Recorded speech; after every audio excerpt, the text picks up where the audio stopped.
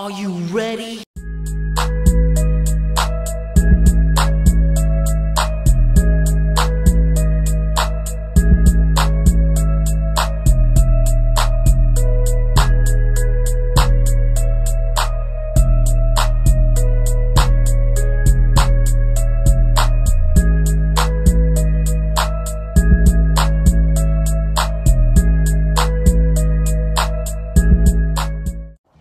Hey peeps, how's it going? And today is kind of a different video. I don't know if I've ever truly covered anything along these lines before. I'm trying to think back, and I've done like rumors, potential signings, and stuff like that. But I've done things like I'm predicting how season's gonna go. I don't know if I've ever covered anything about talking potentially a dark horse candidate for Rookie of the Year and the Lions winning the NFC North. Both are likely and very good possibilities, and I'll explain them here in a second. But before I do, a couple things. Instagram, Twitter, both those links are in the description. And this Wednesday, for our Detroit Pistons fans, on my channel we are having the very first DSA Pistons show, and we are still working things out. It is going to be on at 8 o'clock. But it should be interesting. Just give us time with it. We're still learning how to do all this. So, but let's hop to talk about some Lions. We talked about the Pistons long enough, so let's go. The Lions to win the NFC North. TJ Hockenson and Jesse James are going to have to be a big part of this offense. Now, I've talked about the New Age Outlaws in previous videos and how they can really open up the offense. What I did not realize was only one time last season Matthew Stafford targeted a tight end for a 20-plus yard play. One time in 16 games. That is really, really bad. Now, adding both these guys really helps open that up. You know, if you keep run, and they can't stop the run, it opens up play action for deep field ability. And really, TJ is going to be that guy getting the most of those receptions. Really, Jesse James is more of a red zone and a possession kind of receiver. TJ can do a little bit of everything. So for those big plays, it's really going to be TJ. So if TJ can have a good season, and if Stafford falls in love with him, becomes one of his favorite targets, there is a strong possibility he could be a potential offensive Rookie of the Year, which is going to be incredible. Okay, you know, a lot of people had Kerryon Johnson last season as the dark horse, which, if he stays healthy, maybe. I don't know. I mean, that could open up a world of possibilities. Obviously, Saquon had a very good season, so to beat him would have been something else. But nonetheless, I think most of it's going to depend on how well Murray is going to do for Arizona, because I do believe he is starting Week 1 against the Lions. And, you know, if he puts up some serious numbers, you know, quarterbacks are more than likely to win Rookie of the Year. But there's a good possibility TJ could do it. He's going to have to ball his off and really prove to people why we took him at 8. Now, do I think it's going to happen? No, not a chance. I don't. You know, I think we're kind of hesitant to play rookies a little bit. I mean, it took us a long time to incorporate Kerryon Johnson the way we wanted him to where he was starting.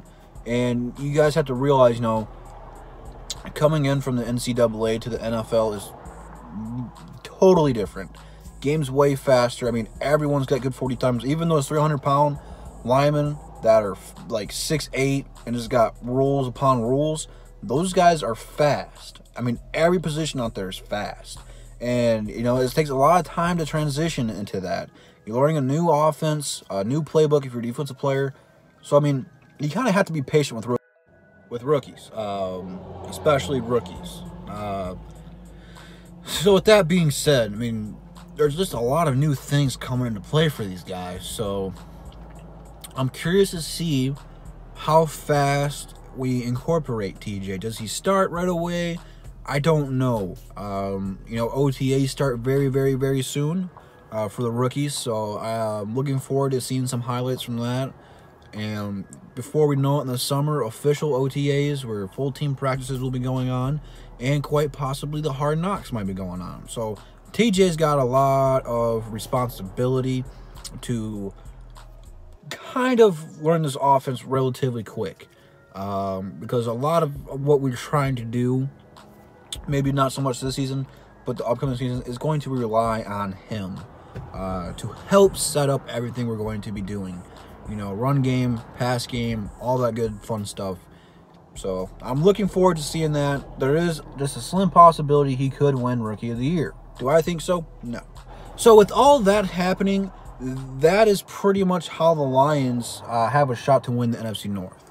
Now, I don't really think, you know, the other teams, you know, the Vikings, the Bears, and the Packers really got that much better. You know, I think the Lions added the most to what they needed.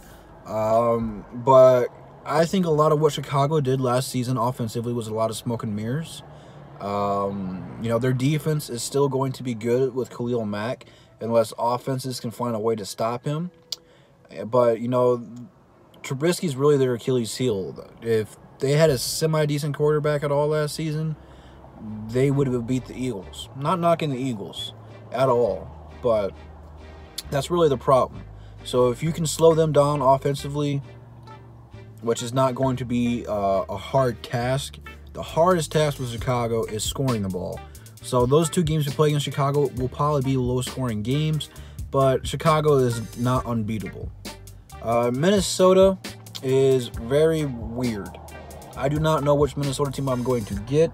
You know, they're going to be healthy. They had a lot of injuries last season, but Kirk Cousins is still their quarterback, which, you know, I want to like Kirk Cousins, and at times I do, but it's like every time there's a big game, he never comes through. And, you know, obviously there was no excuse for him last season. You know, he has two of the most, I guess, productive receivers in the league, and Cooks and Thielen. You know, Case Keenum got himself a payday playing in Minnesota, and it just didn't pan out. So, you know, until Minnesota proves that they're going to be legit, I don't know. I don't know if Kirk Cousins got the locker room yet. So I'm curious to see how that's going to play out in Green Bay. It's Green Bay. But no, seriously, new coach. You know, you let McCarthy go. So now apparently Aaron Rodgers is free to do whatever he wants. I guess him and McCarthy had problems. I don't know. But their defense is still booty, and that's pretty much going to be a wrap for them. I just don't see a whole lot happening with Green Bay. And that's not biasm. I'm playing it for real. If the Lions were in the same boat that they were, I would not be happy. But, you know, it's kind of an embarrassment to have two of the greatest quarterbacks in the NFL history, and Brett Favre and Aaron Rodgers, and only have a Super Bowl apiece. So I don't know why everyone's so stoked on Green Bay. They're really not that consistent, you know. But with that being said, that leaves the Detroit Lions, who are hungry and have a lot to prove to the world. Because, you know, there's people saying we're only going to win 4 games, or we're only going to win 7 games. Very few people are predicting that the Lions are even going to be 8-8. Which, you know, again, the Lions have to go out there and prove the world wrong. I can't just say we're going to be 10-6. It doesn't put any, you know, legitimacy to it. The Lions, at the end of the day, have to go out there and prove to us that my 10-6 claim is for real. Again, Matt Patricia is finally getting the players he wants to get. That defense should be a top defense in this league. You know, it should be better than top 10, if not a top 5 defense with this as much firepower you have. So that is going to be the front face of this team, you know, running the ball and playing defense. You got a great quarterback to be a game manager. I think Stafford's going to be way more efficient. And, you know, if TJ has that rookie breakout season, it's going to make Stafford look 15 times better. So with everything going on in NFC North, truly it's wide open. You know, I think Chicago's still the favorite until someone knocks them off, obviously. I know a lot of people are high on Green Bay for some reason. That's just blind faith.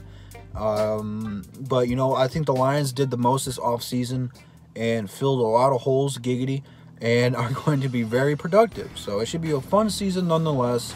Do I think the Lions will win the NFC North? I think there is a very strong possibility. The Lions should be in the playoffs if they don't win the division, which I do think is going to be between them and Chicago, that they could be a very good wild card team. Now, 10-6 is going to be my prediction. If you have not checked my videos out before, go ahead and check them out. I did a live stream, went game by game and broke those down. But, you know, this season is going to be kind of an up and down roller coaster. And, you know, like every season, it is so important to stay healthy. And if the Lions stay healthy, they have a very good shot of being really good right now. You know, if they can show improvement, you stick with Patricia. If they don't and they fall off and everyone's right to go 4-12 or they only win 7, then we might be seeing the beginning of the end here. So it's a very important season for the Detroit Lions, and a very positive and a very, I don't know how to word this the right way, a very just can't get here soon enough kind of a feeling. So I am ready for it. I know most of you guys are ready for it. So comment down below if you think the Lions will win the NFC North. If you think PJ can win Rookie of the Year, I don't think that one is as likely as the NFC North title. But it's about time for the Lions to put the world on notice and put their money where their mouths are. So I'm ready for it. But that's all I got for you guys today. So hopefully you enjoyed. And I'll see you peeps in the next one. Peace.